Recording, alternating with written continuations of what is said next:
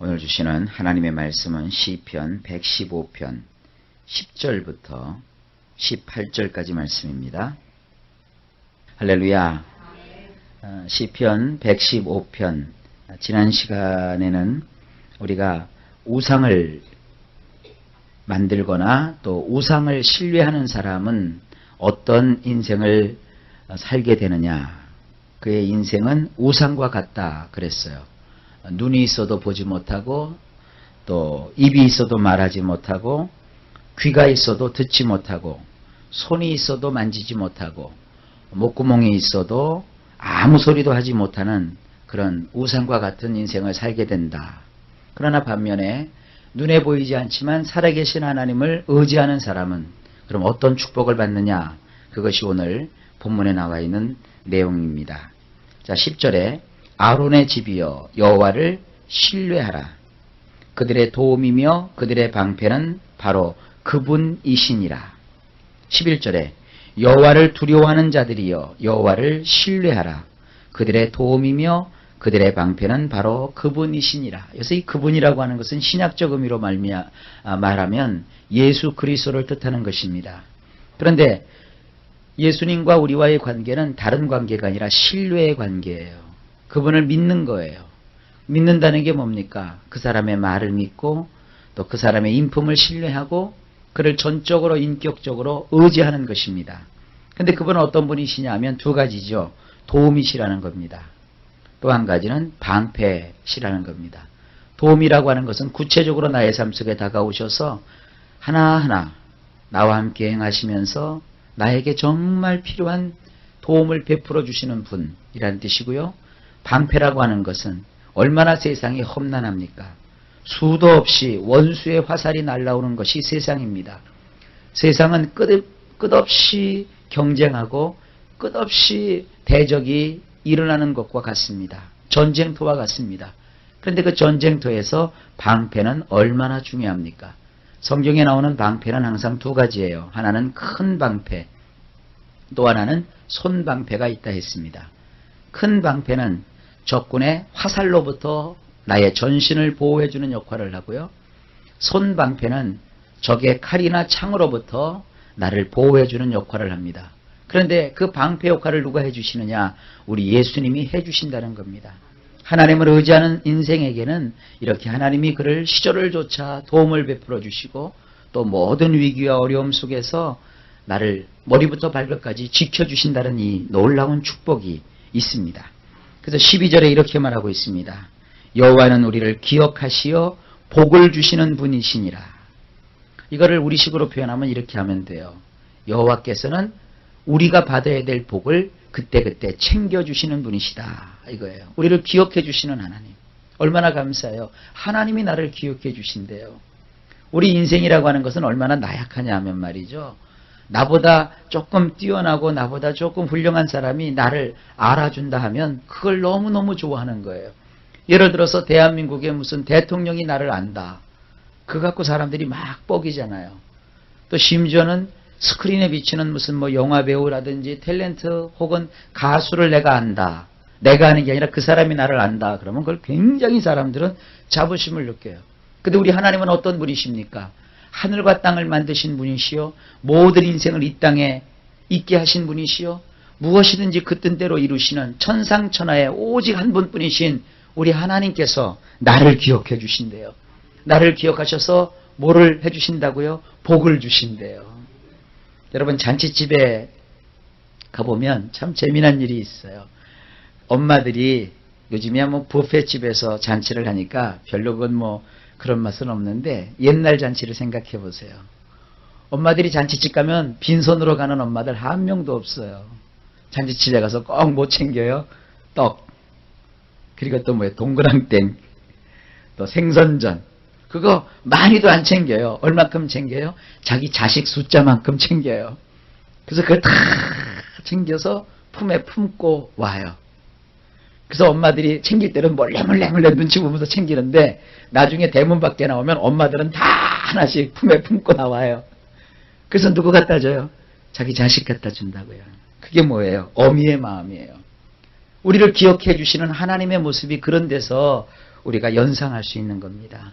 하나님은요, 우리를 챙겨주시는 하나님이세요.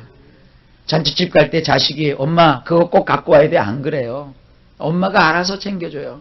그리고 학교 갔다가 돌아온 자식, 야 얼른 손 씻고 와, 엄마가 맛있는 거 줄게. 그래갖고 떡도 주고 동그랑땡도 주고 생선 파전도 주고, 그렇게 하면 이거 어디서 난 거야? 그러면 아 그래 내가 있어 하고 먹인다고요.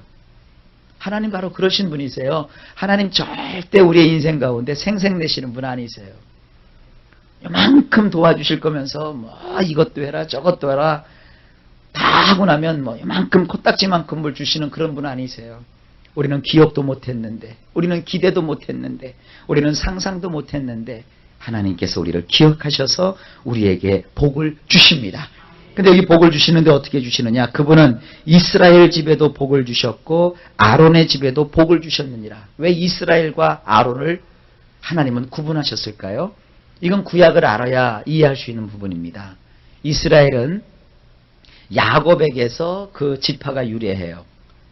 아브라함의 자식은 이삭이고 이삭의 자식은 야곱인데, 야곱 때에 하나님께서는 그에게 복을 주셔서 야곱이 12아들을 낳게 돼요. 12아들을 낳게 되고 그 가운데 밑에서 두 번째인 요셉이 애굽에 가서 2아들을 더 낳게 돼요. 야곱의 12아들 가운데서 요셉을 빼고 요셉 대신에 요셉이 낳은 2아들을 야곱의 지파로 하나님께서 인정을 해 주셨어요. 그래서 요셉을 빼고 요셉의 2아들을 집어넣었으니까 이제 아들의 숫자가 총 몇이 돼요? 하나 빼고 둘 넣었으니까 13이 된다고요. 물론 딸도 하나 있었어요. 그런데 13지파가 아니라 왜 12지파가 되느냐? 하나님께서는 그들 가운데서 12만 지파로 세우시고 그 중에 하나, 레위는 지파에서 뺐어요. 지파에서 빼서 하나님이 어떻게 하셨느냐면 그를 특별히 하나님을 위한 지파로 따로 만드셨어요. 그 레위 지파라고 해요. 그 레위 지파는 말이죠, 두 반열로 나누어지게 되는데 하나는 레위 지파 가운데서 아론의 후손은 다 제사장이 되는 거예요. 그리고 아론의 자손이 아닌 다른 레위 지파들은 성전과 또 성막에서 성물을 감당하는 그러한 성직자들이 되는 거예요. 그래서 13지파라고 하는 것이 아니라 12지파는 나중에 가나안 땅을 차지해서 각자의 몫에 따른 땅을 다 분배를 받아요. 그러나 레위와 레위의 후손들은 지파에 집어넣지 않으시고 땅을 하나님은 하사하지 않으셨어요. 그들은 성전을 중심으로 생활을 하면 나머지 지파들이 11조를 바쳐요. 그러면 그 11조를 바치면 그 11조를 모아다가 누구에게다 주느냐? 레위 지파에게 주고, 레위 지파의 대표격인 아론이 그것을 가지고 공정하게 공평하게 분배를 해서 레위 사람들이 그걸 먹고 살게 했어요. 그래서 하나님께서는 이렇게 이스라엘과 아론의 집을 구분을 져 주신 거예요. 여기서 이스라엘은 12지파를 대표하는 것이고요, 아론의 집이라고 하는 것은 레위 지파를 대표하는 의미에서 아론의 집이라고 하는 거예요. 하나님은 그러므로 이스라엘 백성들에게도 복을 주시고 아론의 집에도 복을 주신다는 표현을 주신 겁니다. 그러니까 하나도 빼놓지 않고 하나님이 다 챙겨서 채워주신다는 거예요. 그냥 여기서 이스라엘의 집이라고만 해도 다 될 텐데 하나님은 굉장히 섬세하신 분이세요. 엄밀히 말해서 이스라엘의 집 그러면 12지파만 있단 말이에요. 그런데 그렇게 되면은 아론의 집은 빠지잖아요. 근데 하나님 그것까지도 챙겨주시는 거예요. 얼마나 좋으신 하나님이세요. 하나님은요 한 사람도 빼놓지 않아요. 되게 신앙생활 하시는 분들은 교회에 와서도 소외감을 느끼는 분들이 있다고 그러더라고요. 나는 돈도 없고 나는 재능도 없고 나는 뭐 목사님한테 이렇게 인정도 아직 못 받았고 아는 사람도 없고, 그 왜 아는 사람도 없는 교회를 억지로 다니려고 그래요. 목사님이 나를 기억해 주시고 또 적어도 교회에서 어떤 뭐 부교육자라든지 부목사님이라든지 아니면 항상 주의 종이 나를 기억해서 기도해 줄 수 있는 그런 교회에서 신앙생활하는 게 훨씬 좋지요. 신앙생활은 여러분 혼자 하는 거 아닙니다. 평신도들이 모여서 함께 기도하고 애쓰고 간구하는 것도 참 중요해요. 그래봤자 평신도님들은 그렇게 다녀도 무슨 뭐 일마다 때마다 기도원 쫓아다니고 목사님들한테 기도받고 싶어가지고 또 어디 집회를 막 다니고 그래도 그게 개운치가 않아요. 항상 성도들에게는 나의 목사님이 계셔야 되는 거예요. 나의 목자가. 그래서 목사님이 여러분을 챙겨주고 기도해주고 간구해주고 호소해주고 그래야 되는 거거든요. 신앙이라는 것은요, 삼겹줄이 돼야 돼요. 우리나라 사람들은 삼겹살 좋아하잖아요. 신앙도 삼겹줄이 있어야 돼요. 삼겹줄은 끊어지지 않는다고 그랬어요. 첫째는 내가 주님을 잘 믿어야 되고요. 또 하나는 내가 의지하는 신앙 생활을 하는데 함께 할 수 있는 신앙인이 꼭 있어야 돼요. 근데 신앙을 함께 해도 말이죠, 꼭 원망하고 불평하고 매사에 부정적인 사람과 여러분 함께하면 신앙 무너지고 맙니다. 교회에서도 사람을 사귈 때 긍정적이고 적극적이고 불가능이 아니고 가능을 믿는 이러한 정말 신앙 좋은 사람과 여러분 가까이 사귈 수 있기를 바랍니다. 그리고 또 하나는 목사님이 꼭 있어야 돼요. 그래서 나와 함께 신앙하고 나와 함께 기도하고 나와 함께 전도하고 나와 함께 예배하고 이런 신앙의 동지가 있어야 되고요. 그건 두 겹줄이잖아요. 이제 나와 함께 기도할 수 있는 또 나를 위해서 기도해 줄 수 있는 그런 목사님과 더불어 이렇게 신앙의 삼겹줄을 이루면 그 신앙은 끊어지지 않아요. 그런 여러분 신앙을 가지시고 하나님을 믿는 거예요. 그래서 하나님께서는 목사님을 통해서 또한 여러 가지 경로를 통해서 나를 일일이 챙겨주신단 말이에요. 얼마나 감사한 일이에요. 그래서 하나님은 우리에게 복을 주시는 분인 것을 믿으시길 바랍니다. 요즘은 사람들이 배가 불러서 그런지 말이죠, 복이라는 얘기를 그만하라는 거예요. 아니요, 저는 목에 칼이 들어와서 죽는 한이 있더라도 복하고 죽을 거예요. 왜냐하면 복은 참 좋은 거예요. 저 잘 사는 미국 사람들도요, 복 얘기하면 참 좋아해요. 여러분, 복이라고 하는 것은 가난한 사람들에게만 필요한 게 아닙니다. 가난한 사람은 여러 복 가운데서 무슨 복이 필요해요? 우선 물질의 복이 필요하겠죠. 또 기회가 없는 사람에게 또 어떤 복이 필요해요? 하나님이 그에게 명예의 복을 주셔야 되겠죠. 또 자식을 낳은 사람은 또 어떤 복을 받아야 돼요? 자녀의 복을 받아야 되겠죠. 부자는 또 무슨 복을 받아야 돼요? 부자들이 제일 많이 받아야 될 게 뭐냐면 사실은 건강의 복이에요. 부자들이요, 건강이 별로 안 좋아요. 물론 몸에 좋다는 뭐 보신용 음식은 잔뜩 먹어서 몸은 건강할지 모르지만 정신이 건강하지 않아요. 그러니까 돈밖에 몰라요. 여러분, 돈밖에 모르면 안 돼요. 사람이 말이죠, 돈이 있어도 돈 넘어 사람이 보여야지 돈만 보이면 안 돼요. 옛날에 그래도 우리 조선시대 고려시대 때는요, 돈을 보면 다 엽전이잖아요. 엽전에 구멍이 있다고요. 돈이 많아도 이렇게 보면 사람이 보였는데 지금은 동전 보세요. 다 막혔어요. 돈만 잔뜩 있으면 사람이 안 보여요. 로또 당첨되면 이제 아내도 안 보이고 자식도 안 보이고 아무도 안 보이잖아요. 돈밖에 안 보여요. 그러니까 미치는 거예요. 그래서 부자일수록 하나님께서 그의 영혼에 복을 주셔야, 이 세상이 돈이다가 아니구나. 나에게 이 돈을 주신 것은 이 돈을 가지고 참 좋은 일을 하라고 하나님이 나에게 이렇게 기회를 주신 거구나. 그래서 그 돈을 가지고 오히려 사람을 살리고 세상을 구하는 일을 하게 되는 것이에요. 하여간 여러분, 우리는 어떤 상황에 있든지 간에 우리에게 필요한 복을 하나님이 주셔서 그 복을 받는 거예요. 오늘도 복을 받으세요. 그리고 평생 여러분들의 인생이 복이 넘치시기를 주의 이름으로 축복합니다. 그리고 상대를 향하여서 여러분 복을 비세요. 성경에 그러잖아요. 너희가 원수를 갚지 말아라. 원수가 줄이거든 먹이고 원수가 목말라 하거든 차라리 마실 물을 줘라. 그리고 원수를 향하여서 저주하지 말아라. 복을 빌어라. 그랬어요. 아유, 그러면 억울해서 어떻게 사나요? 아니요.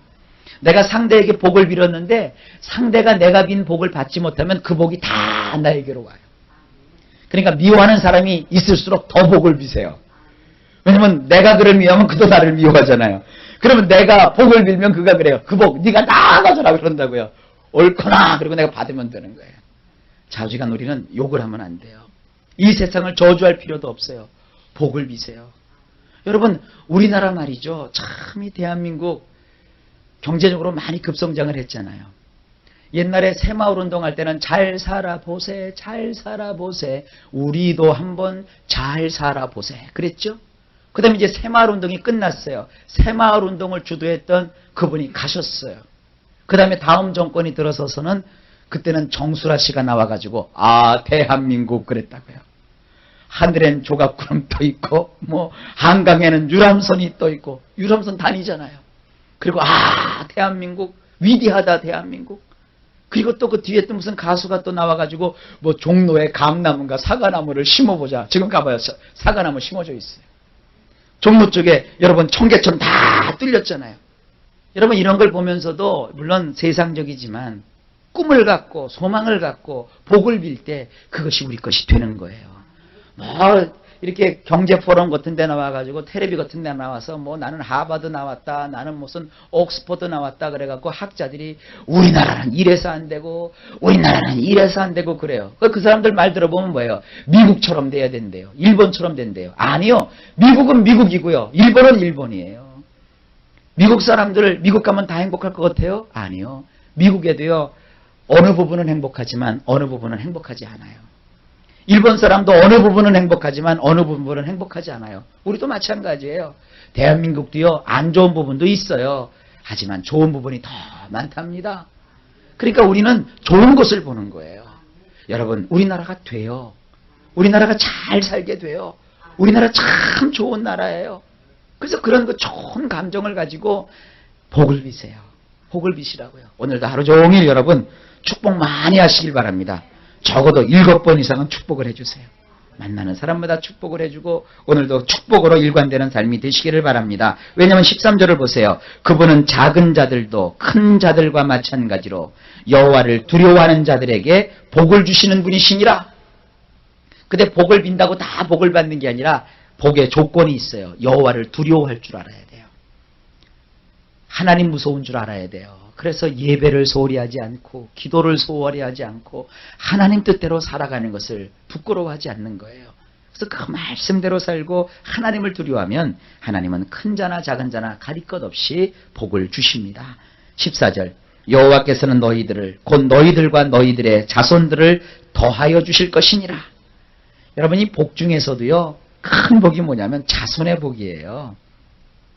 요즘이야 뭐 1명 낳고 2명 낳고 또 아예 안 낳는 사람도 있거든요. 그러나 자손의 복이라고 하는 것은 옛날 어르신들 말이 맞아요. 많이 나면 날수록 복을 많이 받은 거예요. 지금이야 이렇게 도시에서 살면서 자녀를 많이 낳으면 많이 날수록 양육비가 많이 들어가니까 제대로 키울 수가 없잖아요. 그러나 옛날에는 농경사회였어요. 농경사회에서 제일 많이 필요한 게 뭡니까? 일손이에요. 농경사회에서는 뭐 돈이 없어도 아기를 키웠어요. 뭐만 있으면 돼요? 밥하고 반찬만 있으면 아기를 얼마든지 키울 수 있어요. 그러니까 농경사회에서는 자식이 많으면 많을수록 좋아요. 그러니까 옛날에도 뭐 10명, 12명, 뭐 15명, 17명 이렇게 막 낳은 거예요. 그럼 17명 낳은 사람한테 너 왜 그렇게 많이 낳냐 안 그래요? 야, 저 여인은 굉장히 복된 여인이다 그랬다고요. 여인이 17명을 낳으면요. 평생 결혼해서 죽을 때까지 낳기만 한 거예요. 저는 17명인가 15명 낳은 사람도 봤어요. 17명인 것 같아요. 제가 한번 얘기 드렸죠. 저기 연산에서. 좌우지간 여러분들 하나님께서는 우리를 복을 주신다고요. 근데 우리만 주시는 게 아니라 우리와 함께 소속되어 있는 우리의 자녀에게 더하여지는 이런 복을 주십니다. 15절에 너희들은 하늘들과 땅을 조성하신 여호와께 복을 받는 자들이로다. 지금 이 복이 너무 많이 나오죠. 하나님을 신뢰하면 이렇게 복을 주시는 거예요. 그러나 하나님을 신뢰하지 않고 우상을 따라가면 하나님께서는 그들을 복과는 거리가 멀게 하시는 거예요. 16절 하늘들은 여호와의 하늘들이나 땅은 그분이 사람의 아들들에게 주신 것이니라. 어차피 우리는 하늘에다가 누각을 짓고 살질 못해요. 비행기를 처음 탈 때는 비행기 타는 게 그렇게 좋더라고요. 그런데 비행기 몇 번 타니까 가급적 비행기 안 탔으면 좋겠어요. 차는 이렇게 가다가 사고가 나도 사는데 비행기 떨어지면 다 죽잖아요. 그리고 저 하늘은 넓게 열려졌기 때문에 비행기는 요동도 없이 이렇게 날아다니는 줄 알았더니 아니에요. 저 하늘에도 길이 있어요. 그래서 비행기가 길을 잘못 들이면요. 마치 비포장 도로를 다니는 것처럼 차가 막 덜컹덜컹거리는 것처럼 비행기도 막 덜컹덜컹거려요. 그래서 아이고 저 비행기도 아니더라고요. 하늘은 어차피 우리가 살 곳이 아니에요. 우리는 이 땅에서 사는 거예요. 이 땅에서 사는 동안 하나님은 뭐를 주시느냐? 복을 주시는 거예요. 17절 죽은 자들은 야를 찬양하지 못하나니, 이 야라는 것은 하나님의 이름입니다. 야를 찬양하지 못하나니 침묵으로 내려간 모든 자들은 못하느니라. 이게 무슨 얘기예요? 우리 식으로 말하면 이 죽으면 소용이 없는 거예요. 사람이 죽고 나면 하나님을 찬양할 수 없어요. 죽으면 사람이 입이 딱 다물어지고 침묵하게 되잖아요. 그 침묵 속으로 내려간 사람들은 아무것도 할 수 있는 것이 없어요. 그러니까 뭐예요? 복은 살아생전에 우리가 이 땅에서 숨을 쉬며 사는 동안에 하나님께서 주시는 복을 받아야 돼요. 성경에 보면 여러 가지 복이 있는데 가장 큰 복이 영원히 구원을 받아 하나님의 자녀가 되는 구원의 복이고요. 그 다음에 이제 우리에게 주시는 복들이 있는데 자녀의 복, 물질의 복, 건강의 복이 있단 말이에요. 근데 저 천국에 가보면 그 중에서 필요한 복은 하나밖에 없어요. 구원받은 복밖에 필요한 게 없어요. 그럼 나머지 자녀의 복, 물질의 복, 건강의 복은 어디서 받는 거냐? 살아있는 동안에 받는 거예요. 근데 어떤 사람은 이걸 잘못 알면 이래요. 에이구, 이 세상 더러운 세상, 살만한 가치가 없는 세상, 아무것도 아니야. 나는 오직 구원만 받았으니까 천국만 가면 돼. 바보 같은 소리 하지 말아요. 천국은요, 예수를 믿으면 가기 싫어도 가게 돼 있어요. 천국은요, 제가 좀 거꾸로 얘기하는 겁니다. 천국은 말이죠, 한번 천국행 티켓을 예수 그리스도를 믿어서 받으면 그걸 취소가 안 돼요. 예약 취소가 없어요. 천국은 예수 그리스도로 말미암아 누구든 다 가게 되어 있어요. 그 복만 필요하다 그러면 우리가 예수 믿는 즉시로 하나님 우리를 세상에서 데려가셨을 거예요. 그러나 아니란 말이에요. 우리가 예수를 믿어도 세례를 받아도 이 땅에다 하나님은 남겨두신다고요. 여러분 앞으로 100살까지는 살 거라니까요. 그러면 이 세상에서 그렇게 사는 동안에 그냥 여러분 손가락만 빨아먹고 사실 거예요? 아니에요. 자녀의 복 받으셔야 돼요. 물질의 복 받으셔야 돼요. 건강의 복 받으셔야 돼요.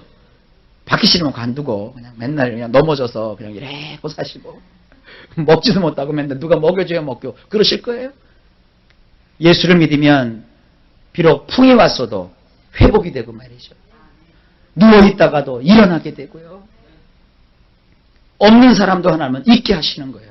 왜 하나님을 믿어도 맨날 그렇게 칙칙한 하나님을 머리에 떠올리며 믿어요? 하나님은 밝으신 하나님이세요. 컬러풀하신 하나님이세요. 필요한 것들을 엄청나게 주시는 하나님이세요. 믿는 대로 되는 거예요. 그러니까 여러분들 천국은 자녀의 필요 없어요. 천국은 왜냐하면 시집가고 장가가는 일이 없어요. 장가도 이 세상에서 가는 거예요. 이 세상에서는 장가를 못 갔으니까 천국 가서 장가가겠다고 천만의 말씀. 죄송한 얘기지만 천국은 장가가는 거 없어요. 장가도 가려면 이 세상에서 가야 돼요. 자식도 이 세상에서 보는 거예요. 그 다음에 건강의 복. 천국은요 병원이 없다니까요. 천국 가서 의사 선생님 다 굶어 죽어요. 천국은요 아픈 사람이 없어요. 그러면 건강의 복은 어디서 받아야 돼요? 이 땅에서 받아야 되는 거예요. 하나님은요 죽은 자도 살리세요. 여러분 혹시 무슨 지병이 있으면 그 기도해서 고침 받으세요. 하나님 고쳐주세요. 그리고 그냥 말끝마다 좀 나이가 들었다고 맨날 이 늙은이 아니 늙은이가 어때서요? 여러분 늙은이라는 소리는 제가 얘기했죠. 90 넘어서나 늙은이라고 하고요. 우리는 평생 하나님 안에서 복되게 살 수 있어요. 아니 여러분 저기 누구입니까? 그 아브라함의 아내가 누구예요? 사라죠. 사라 언니는 몇 살 때 기났어요?